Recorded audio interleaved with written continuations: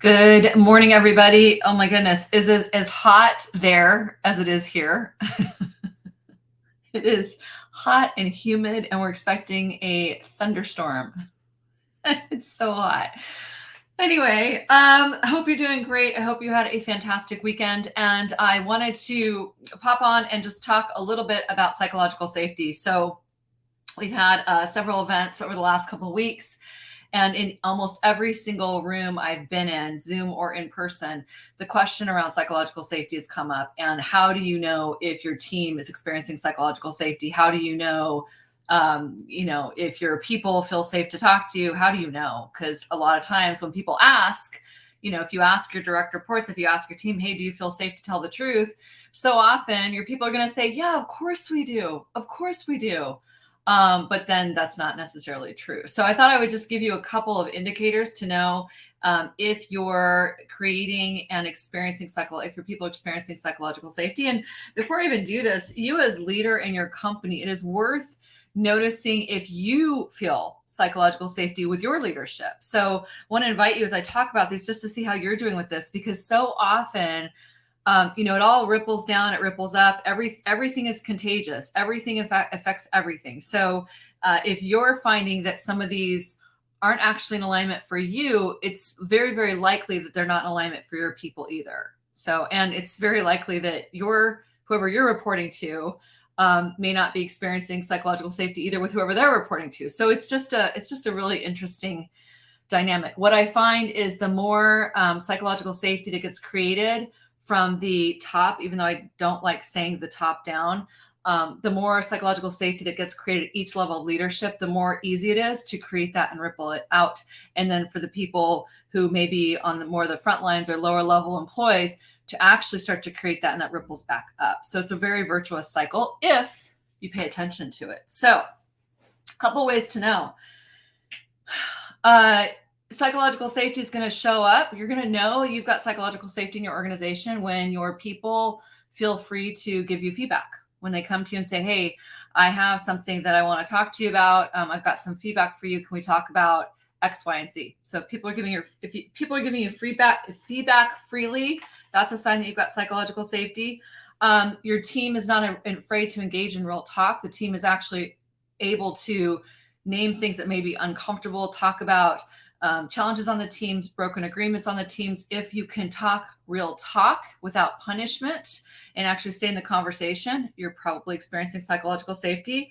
If your team can push back, if your people can push back on an idea that they don't think is going down the right path, or that it doesn't align with how they want to be doing their work, if they can push back, psychological safety. It doesn't mean you have to agree with it, but you do want to make sure that you're creating a space for all of you to be able to have those kinds of honest conversations.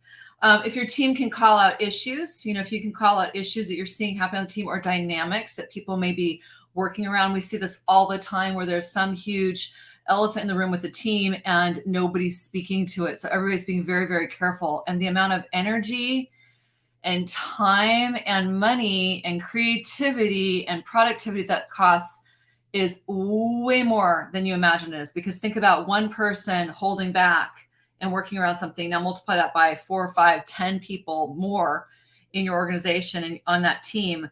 And you've got some ripple effects in terms of cost of energy, bandwidth, attention, all of it. So those are some of the ways.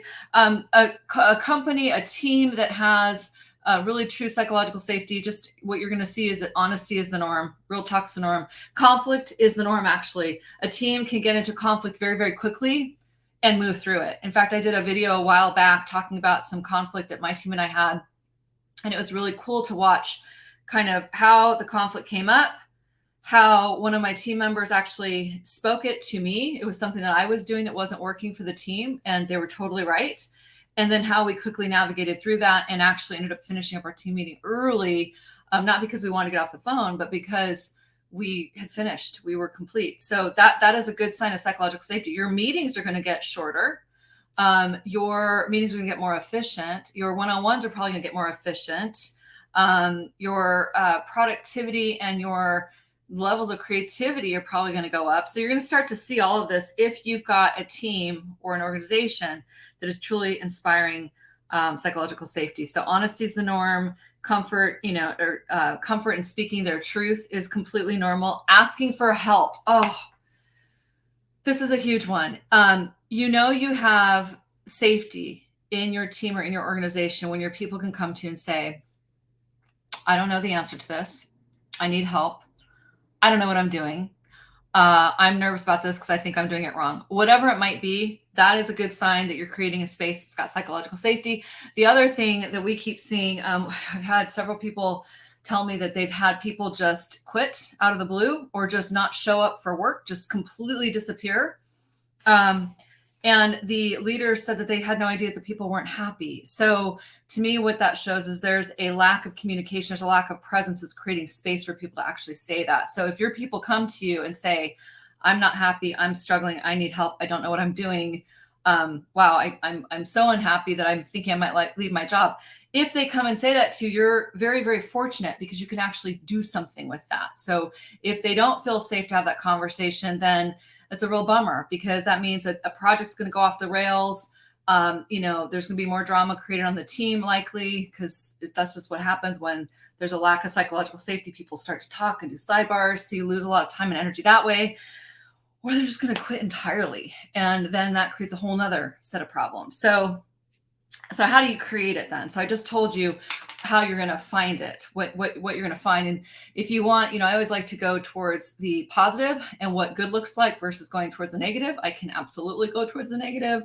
I don't love living there just because I don't think it's that productive. But if you take a look at what I just said and you work backwards, just reverse it. People aren't giving you feedback. Projects are going off the rails. People are being quiet in meetings. Your meetings are going long. People aren't present in your meetings. You feel yourself and the team working around elephants in the room, all that good stuff. Lots of drama on the team. That is usually a sign that you are lacking psychological safety. So how do you create it? Well, you know what I'm going to say, right? You know what I'm going to say. I'm going to keep saying it forever. The way that you create it is first, you have to get present enough to notice what's happening on your team, in your one-on-ones, in your organization. You have to stop and get present enough to notice what's happening and then to really tell yourself the truth about what's happening. I think that so many of the issues that we're seeing out in the world right now in corporate America, especially in corporate America, big organizations, very, very busy, big hierarchical organizations, is there's a lack of presence. There's a lack of presence. People are moving so quickly and they're focusing honestly on the wrong thing. So there's a lack of presence to what's actually happening. So the first thing we got to do, and that doesn't rule out everybody else. This happens in anytime we go into work with any company, whether it's a smaller entrepreneurial company or a really large organization. One of the first things we want to look at is we want to look at the level of presence and how aware the executives and the leaders and the people, period, in terms of how they're showing up, the quality of presence they're bringing to conversations, the quality of presence they have to what's actually happening, how people are, how happy they are, how safe they feel, the energy they're bringing to the table, and how intentional they are about all of it. So this is the first thing you want to start with. You want to start with really cultivating your presence to, on many ways, right? So one is just the presence of stopping, slowing down, and noticing what's happening. That's one level of presence.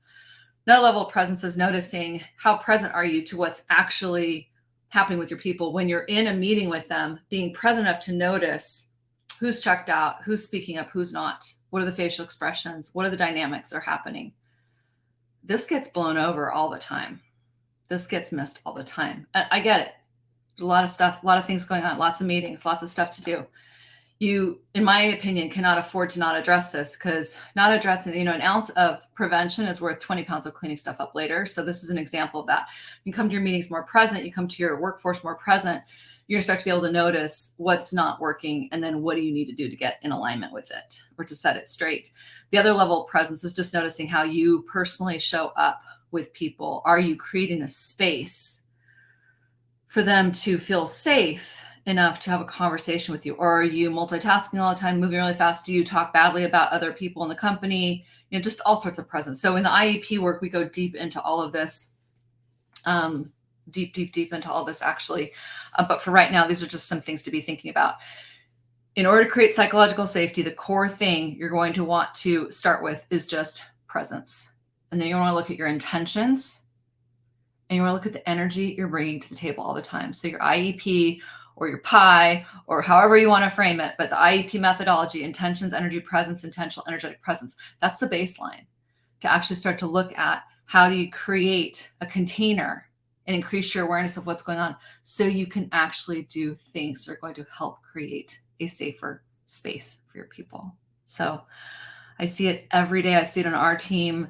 I see it when it's happening. I see it when it's not. I see how easy it is to get busy and to forget to just pause and kind of notice what's happening. But I'll tell you, pausing and doing the work around this, the ripple effects of it and the return on investment is significant. So I'll leave it there. If you have questions about this, if you'd like to talk with us about how active choices can help your organization in creating more psychological safety, if you'd like to attend an executive forum where we talk about the Positive Energy Workplace Initiative, which one of the core components is, one of the 7 criteria for being certified as a positive energy workplace is that there's a level of psychological safety in the company. So if you would like to talk about that, please reach out. Happy to have a conversation. Would love to get you into the initiative. We are building out the initiative more and more, and we're ready to take on some more really incredible companies of any size, really all sizes, to get in that want to start to really focus on creating workplaces that thrive and that people bring their best to the table and people feel good and people are excited to be there and people want to tell the truth and people put all their energy and focus into creating great results versus all the other stuff that we're wasting so much time with. So, okay, best of luck to you. Reach out. You can contact us. Let me see here. You can contact us really easily. Here you go. Look at that. Active Choices, contact, reach out. If you want to sign up for an executive forum, here's executive forums. Sign up. We do them about once a quarter, sometimes more. The next one we're doing is at the end of this month. At the recording of this, the end of July 28th, we'll be doing one, and we'll be actually doing a showcase on some of the learnings we've had around the Positive Energy Workplace Initiative over the last year and working with some of our clients who've been completing cohorts and the core methodology. So we'll be sharing some best practices. We'll be sharing some watch outs. We'll be sharing some surprises. We'll be talking a little bit more about an event we have coming up in September, as well as companies we're looking to start to bring into the initiative this fall. So, okay, have a beautiful day. Thanks a lot. Bye-bye.